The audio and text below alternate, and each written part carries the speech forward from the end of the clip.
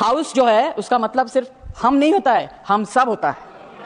और इस बिल में उसकी कमी है, इसमें उसकी कमी है। इसको कोई बात नहीं, कभी आप हमारे साथ होते थे, आज इनके साथ है, इसलिए मुझे जय अमिताभ बच्चन बोल रहे हैं। इतने सालों तक तो आप मुझे जया जी बोलते थे। एनीवे, हाउस रीतो ब्रतो को सुनने के बाद मेरा भी मन करता है कि मैं बंगाली में बात करूं। नहीं बोलूंगी क्योंकि आप लोगों को समझ में नहीं आएगा, यह बहुत उच्च भाषा है, इसका ट्रांसलेशन इतने आसानी से नहीं हो सकता। नहीं, मैं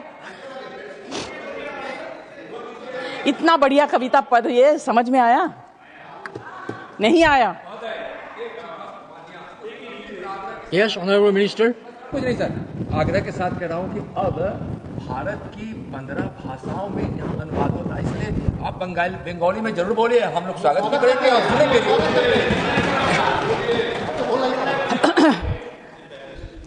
सर, विषय बहुत गंभीर है।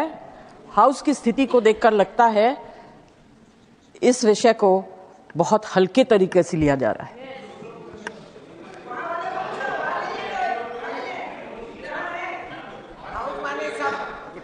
हाउस जो है उसका मतलब सिर्फ हम नहीं होता है, हम सब होता है।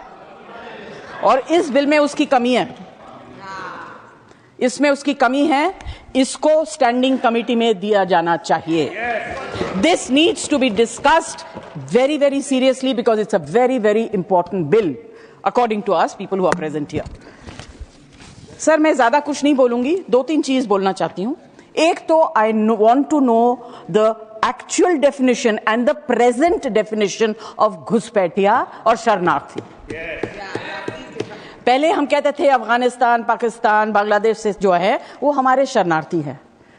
Are you still standing on those lines or you have changed it? There's a change. I don't want to make a provocative. Sorry? वो तो है. Sir, I'll just give few suggestions if I may. अभी क्या होता है sir, बीच में बोलते हैं ना तो I get very disturbed. Okay. Because I think in so many languages, then I have to translate and speak in one language. Sir, there are terms such as damage, threat to national security, and inadmissible foreigner. I don't know जिसने लिखा है वो हिंदी में सोच के अंग्रेजी में लिखा या अंग्रेजी में सोच के क्या लिखा, मुझे तो समझ में नहीं आ रहा है। Because this is not translating into action. These are just mere words. These must be clearly defined to reduce ambiguity and ensure uniform application of the law. We must create a dedicated immigration appeals board or tribunal where individuals can challenge decisions, which is very difficult keeping the present government in mind. They don't like challenges. Decisions made by immigration officers before resorting to high courts. This would make justice more accessible, if it is possible during your regime. Amend Clause 16, shift the burden of proof from individuals to authorities. This ensures fairness while maintaining accountability in enforcement, which you don't believe in. Add provisions for processing asylum claims in compliance with international conventions, such as the UN Refugee Convention. This would uphold India's humanitarian commitments while distinguishing refugees from illegal immigrants, घुसपैठिया or शरणार्थी. Amend Clause 26, as everyone else has said, to restrict warrantless arrests to officers of high ranks. Example, inspectors ensuring proper checks against misuse of power. Yes. Last line? बोली? Last line तो बोले दे? Okay. Streamline reporting requirements for universities, hospitals and hotels through a centralized digital system rather than imposing manual bureaucratic process.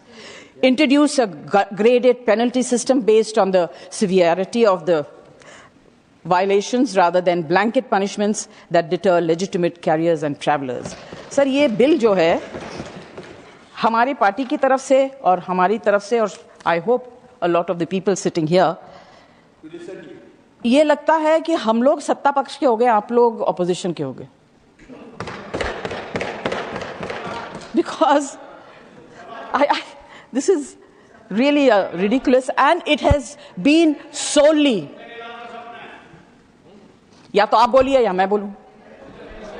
आप तो गाना इतना अच्छा गाते, गाना गा दीजिए.